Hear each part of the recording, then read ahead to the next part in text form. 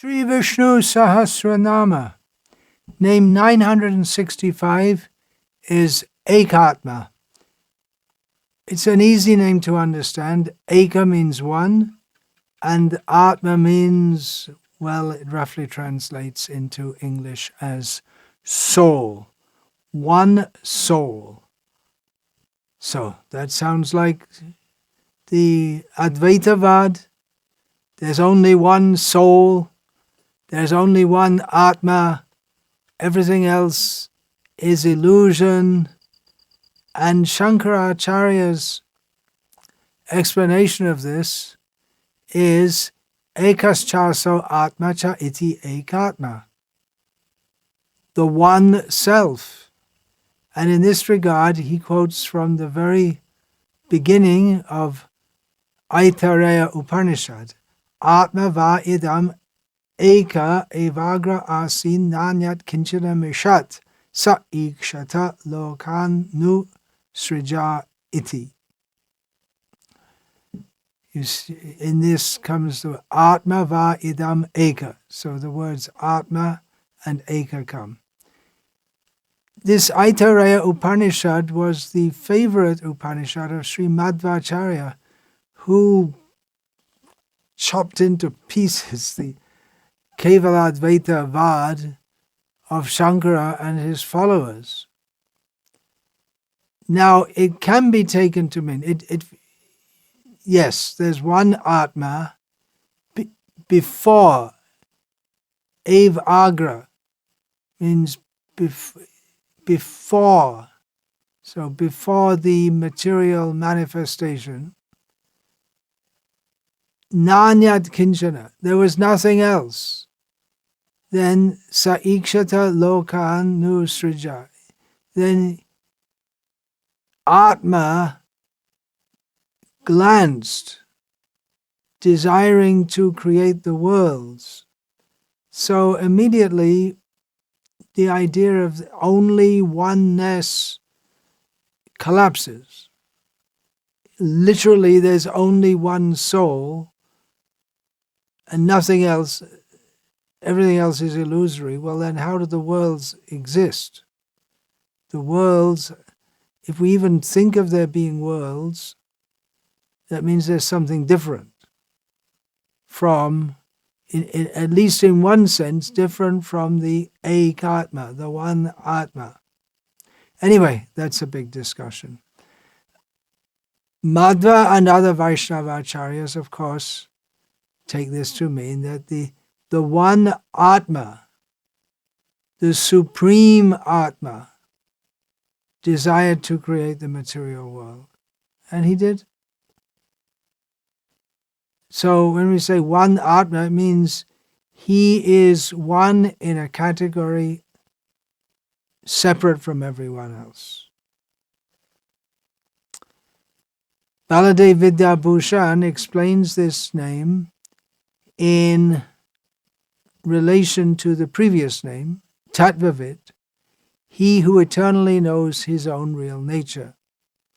And then Ekatma, Baladev Vidyabhushan explains, because he factually consists of that nature, the one Atma, who is the chief. Eka can mean unique. So unique suggests there are others also. He is the chief Atma among all Atmas, which means he's the supreme, the Lord of all. The word Eka, according to the Amarakosh dictionary, means chief, other, alone. So there are other meanings apart from one, and we can't take it to mean a monolithic oneness.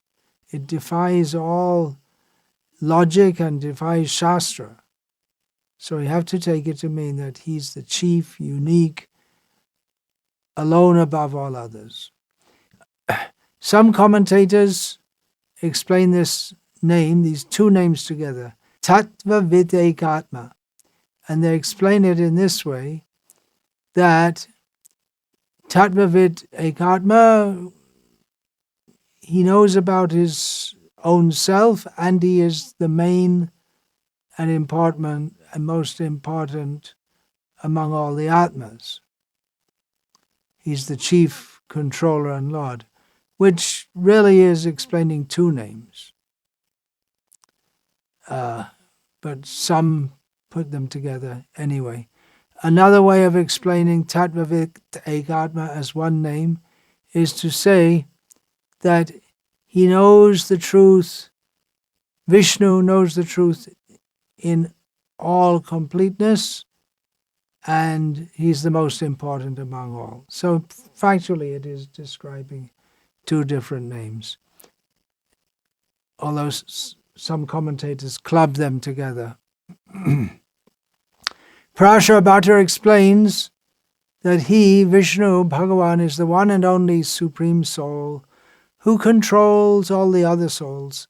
He is the only ultimate master, enjoyer, and well-wisher of all the sentient beings and the even the non-sentient. And this, of course, brings immediately to mind Nityo Nityanam Chaitanas Chaitananam Eko Bahunam Yo Vidadhati Kaman. He is that one eternal among all the eternals, the one unique conscious among all the very, very many other conscious living beings. He supplies the wishes, he fulfills the needs and desires of all other beings.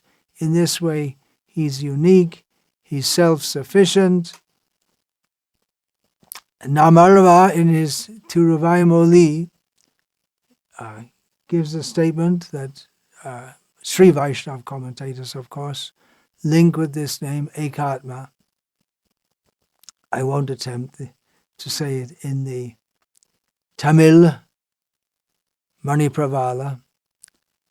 So Namarva says that the vast universe was first created, then taken out from the deep waters. Varahadev did that. Then again swallowed in at the time of universal destruction, again brought out in another creation by the Trivikram, Vamana avatar. He covered it with his feet.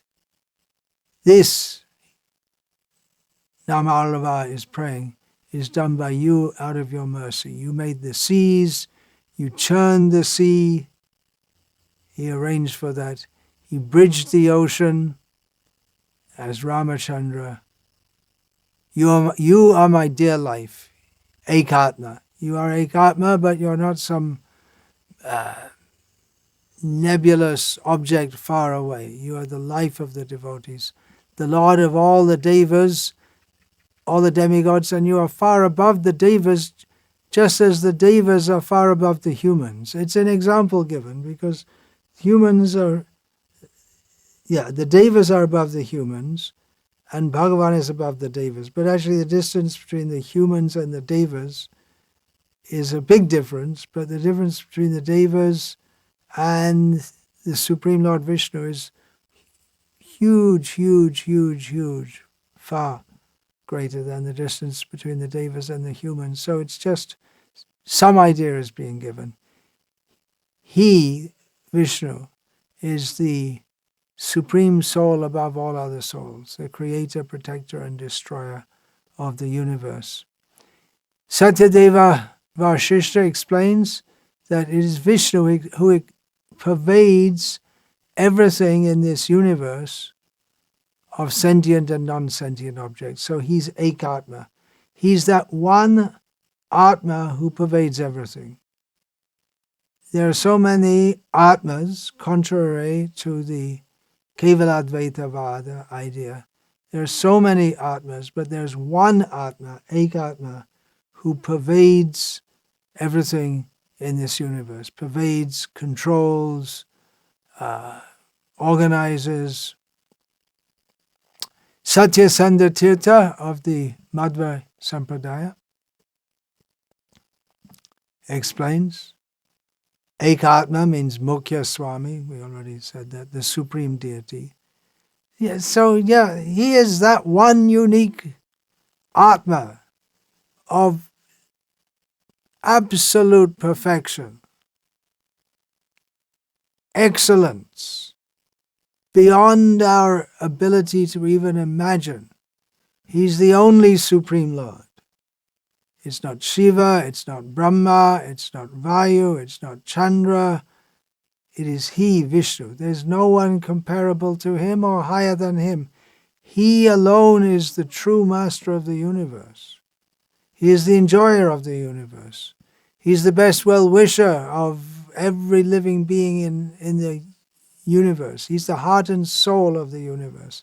He is the Ekatma, the one living being to whom every being in the universe has to look to, has to surrender to, has to be grateful to. This term Ekatma we also find at the beginning of Sri Chaitanya Charitamrita in a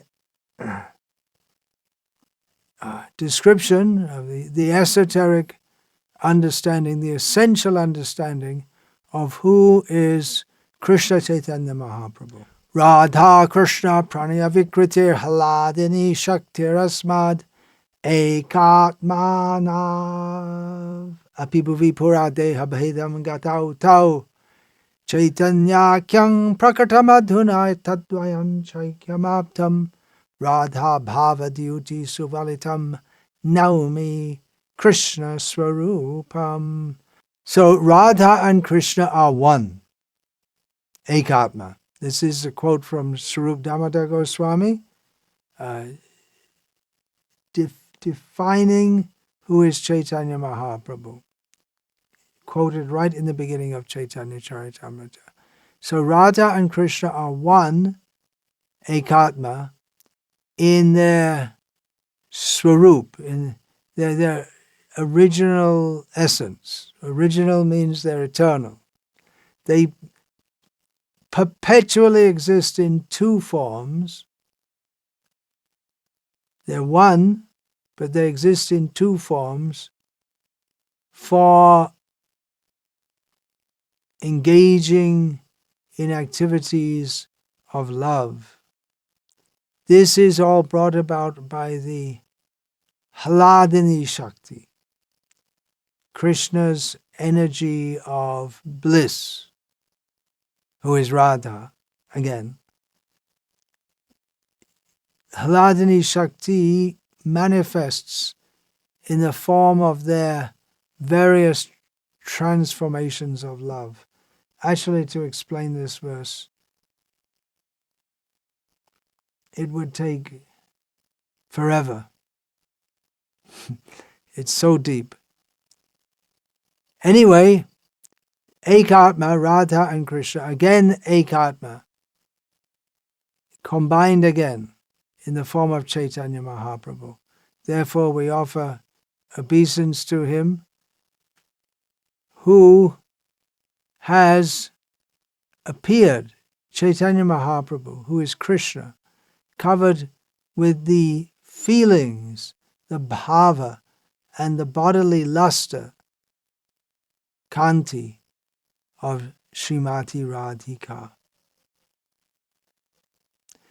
Going on to name 966, Janma-mrtu-jaratiga.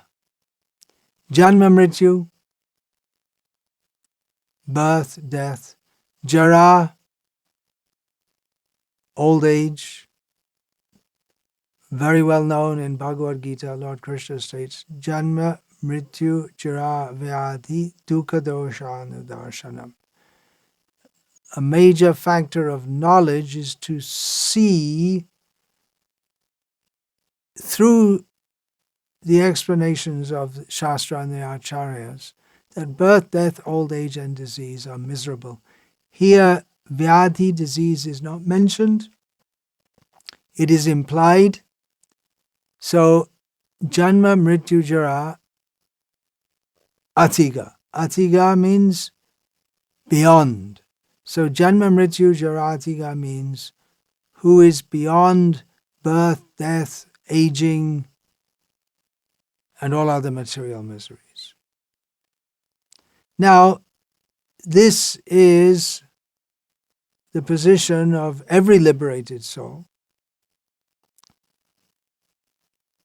But that is the intrinsic nature specifically mentioned here of Lord Vishnu. Prasharabhata says that, yes, he's Ekatma, he is the indweller, the antaryami of everything, sentient and non-sentient,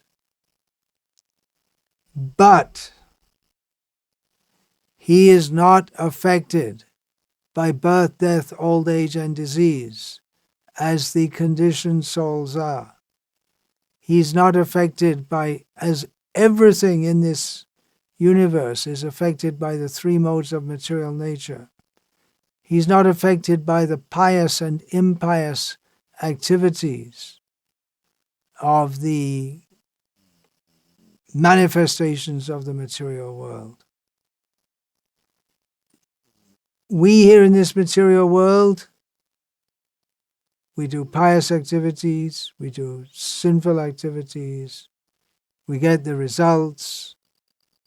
Bhagavan is in the heart of everyone, but he is not touched by the activities performed by the conditioned souls.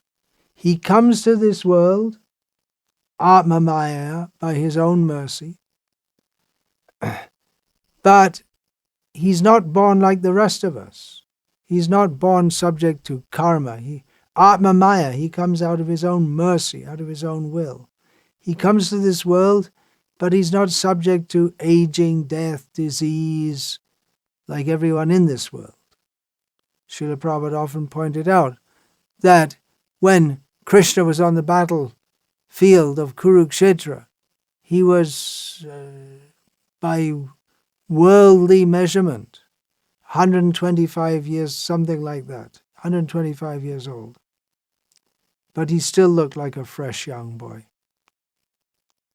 So, he is Ekatma. He's there within the heart of every living being. He gives witness to everything they do, and he gives sanction to everything they do. Upadrashtanumantacha. But he's not touched by their karmas. He's never born in a material sense. Ajopi sanavyayatma. So there's no question of aging, death. It's very painful. Everything in this material world is very painful. Birth, death, old age, and disease. Dukkha doshanudarshanam. There's no such thing for Bhagavan. There's no such thing as karmic effects, because everything he does is beyond the laws of this world. A liberated soul also, he's beyond this world. Everything he does is not due to wrongly identifying with the body. A liberated soul acts with no personal desire. A liberated soul is sarva bhuta hite rataha. He's dedicated to the benefit of all living beings. So such a person shares in the nature of Vishnu as transcending birth, death, old age, and disease. Or you may say, well, we see that devotees, they also become old, they also become diseased. But we are warned not to see like that. On one perspective is that, yes, that is going on. If this Vaishnava has an old body, needs some special help, special care from others, We should see that. But at the same time, we should understand that they partake of the nature of Vishnu, inasmuch as they are on the platform of deathlessness. Their apparent birth, death, old age, and disease is not like that of the conditioned souls. They're beyond that because they're connected with Krishna, who is intrinsically beyond birth, death, old age, and disease. To understand this name, Janma-mrtu-jaratiga, we have to understand the difference between the body and the soul. Ordinary souls are also, by nature, beyond birth, death, old age, and disease. But they, or we, get a body based on our previous karmas, activities, because we want to try to enjoy another body. But the body is subject to birth, death, and decay. Decay, that word covers old age and disease and death. We go through repeated birth and deaths with new bodies, one after another. Ultimately, we have to realize Ekatma, Vishnu. And then we are freed from all karmic reactions. We are relieved from the cycle of birth and death. But Bhagavan himself is not subject to this cycle at all, ever. He's not ever touched by the effects of karma. As he says in Bhagavad Gita, Namam karmani limpanti name karma phale spriha iti mam yo bhijanati karma bhir nasa bhadyate. He is never touched by the effects of activities. He performs activities in this world.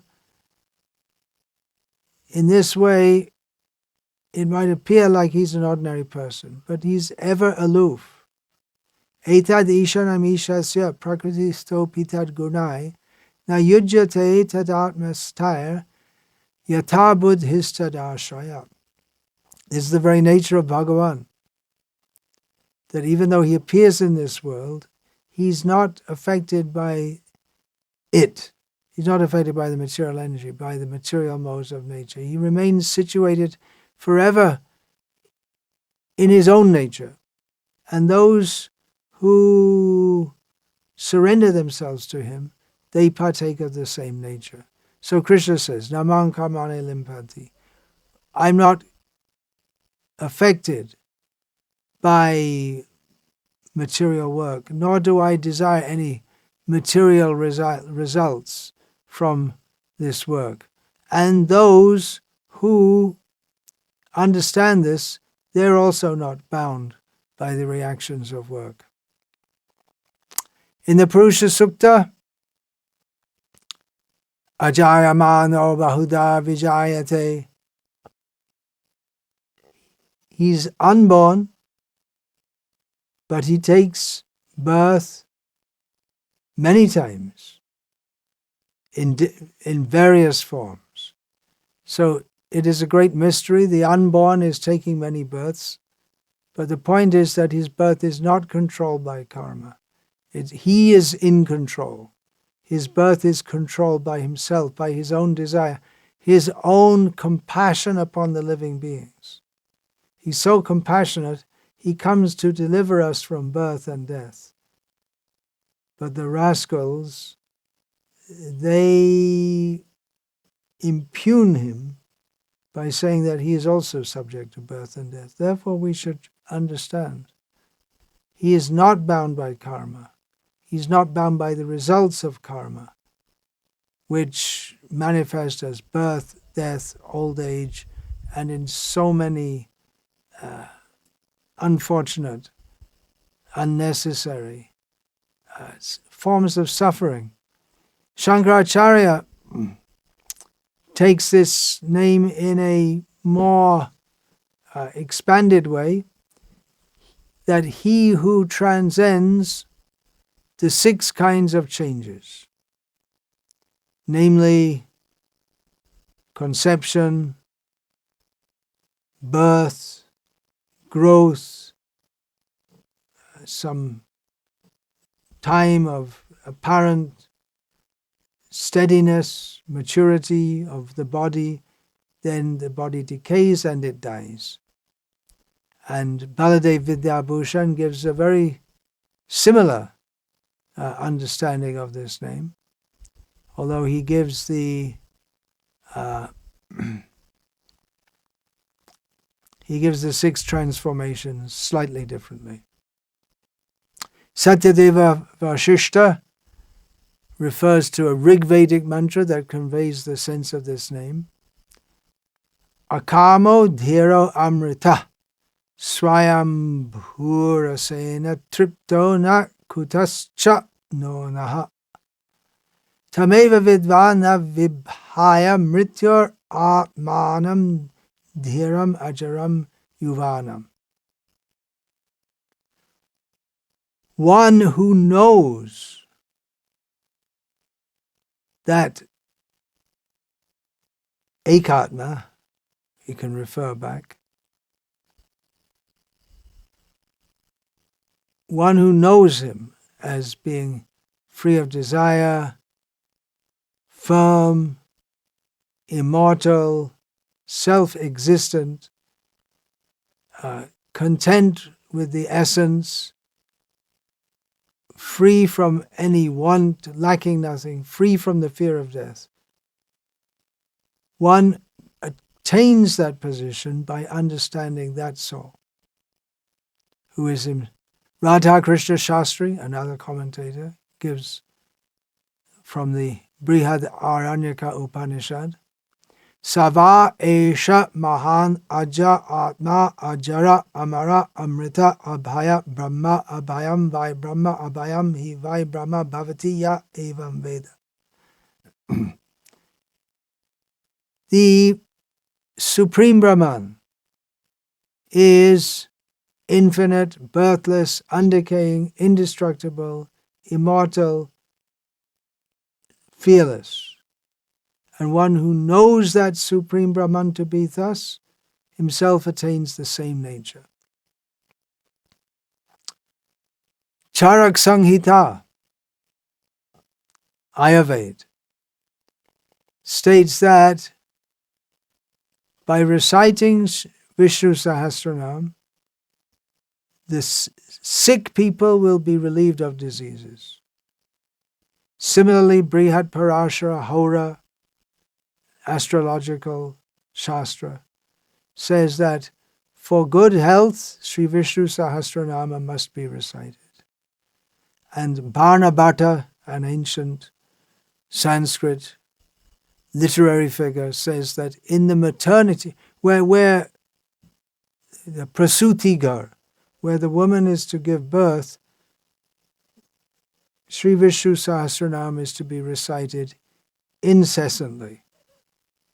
So it's actually seen that people get good health by regularly reciting Visnu-sahasranama, or even if it's recited by a faithful person in the presence of a sick person, they can be relieved. Of course, who else would do that but a faithful person?